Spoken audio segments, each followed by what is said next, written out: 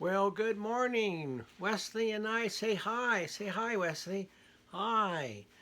Well, today is about sewer smells in your building or your home.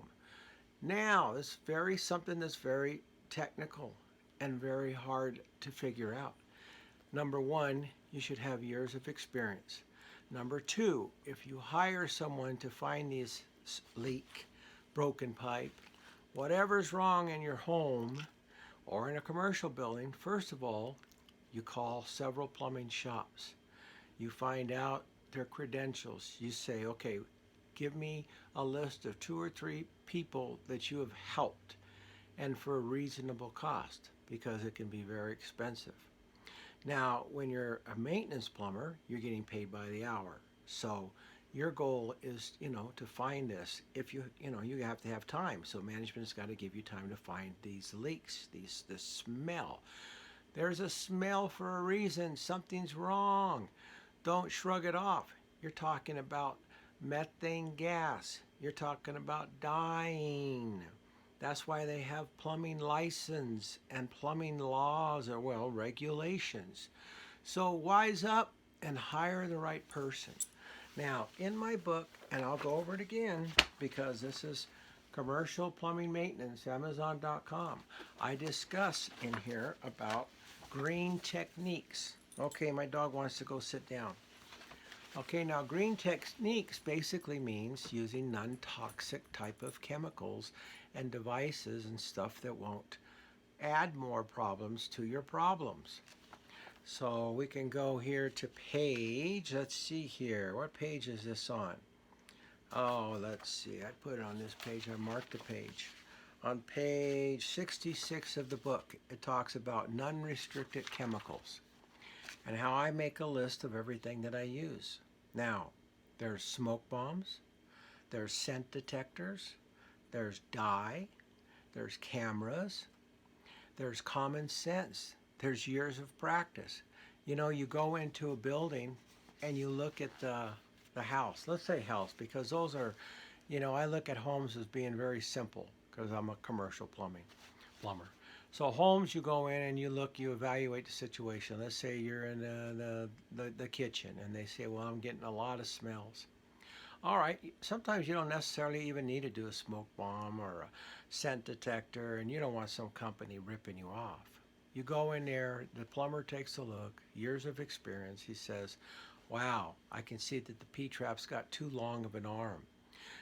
People sometimes, there's a restriction between the P-trap. There's a regulation how far it should be down from the top to the weir of the trap. Okay? So there's a regulation for that. You've got universal code, the state code, all these codes. But if you know your code, and as a commercial plumber, you should. And that's why this book is important because you should already know this stuff. I don't want to tell you about that. Go to the internet and they'll give you a bunch of crap and they'll tell you all these little stories. But this book will give you a better idea. And if you're a commercial plumber, maintenance, and you want more experience, or you're a plumber and you're going to go into maintenance, this book gives you more ideas. It tells you, in the sense of what you should look for. All right, so I go into this kitchen. I look at it and I see number one, okay, there's a potential the P-trap itself is too far. What that means is the water's going down and it's sucking the water out of the P-trap because the P-trap's supposed to hold the water. So a lot of people do their own kitchen and they'll remodel and they don't know what the hell they're doing and they think, oh, it works. Shit goes downhill and I get paid on my weekends or whatever. I get paid to go have a good time and I've saved a lot of money. Well, that's not the answer, my friends. You need to know what you're doing. So, go buy a code book. Look it up on the internet. There's a lot of internet stuff. Go to your city and state, look up the codes. And if you're going to do self-installation.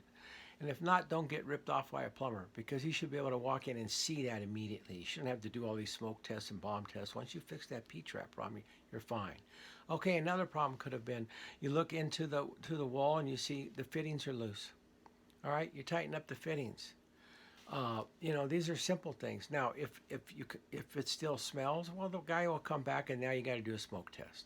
Okay, so first and then you shouldn't be charged. At least for those hour or two. In my mind, you shouldn't be charged. That should be go back to the next hour or two that you're going to spend.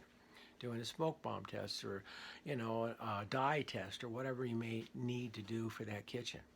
And it goes on and on. Floor drains. Floor drains dry up. If you're in a mechanical room, you've been gone a month or something, or in your basement and you've been gone, and that floor drain doesn't get water in it because the air conditioning system isn't draining into it, giving it water during the summer, or you don't have something else dripping into it. The P-trap dries up. Well, boom, you got smell of sewer. Guess what? Add water, and you should add water all the time.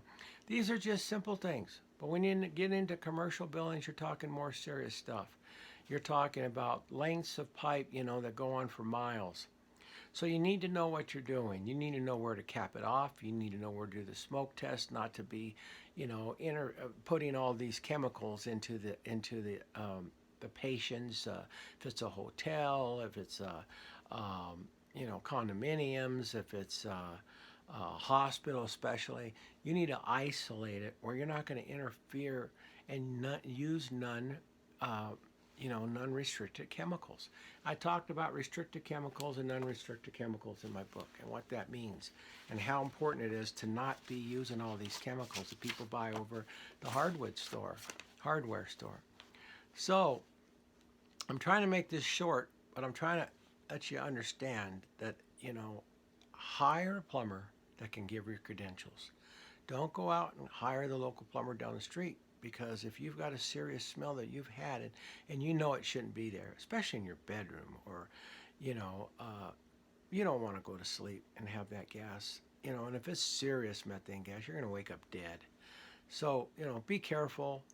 Call the right plumber, not just anyone. And I always say call Union Plumber. I know that there's some good residential plumbers out there, but I just have had working for the government. I've just had experiences with non-union and union, and just those 25 years, I can tell you that a union plumber's just got better skills. So look for a union plumbing shop.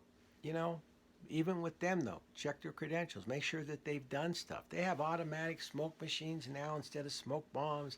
They have cameras that can go down and detect stuff. But do you always need all this stuff? Or can that plumber just evaluate it with his years of experience and say, you know what? I can isolate it here to one floor, and I can tell you this is what we need to do to not go crazy here and spend you a fortune to fix this. So hiring the right plumber will do it.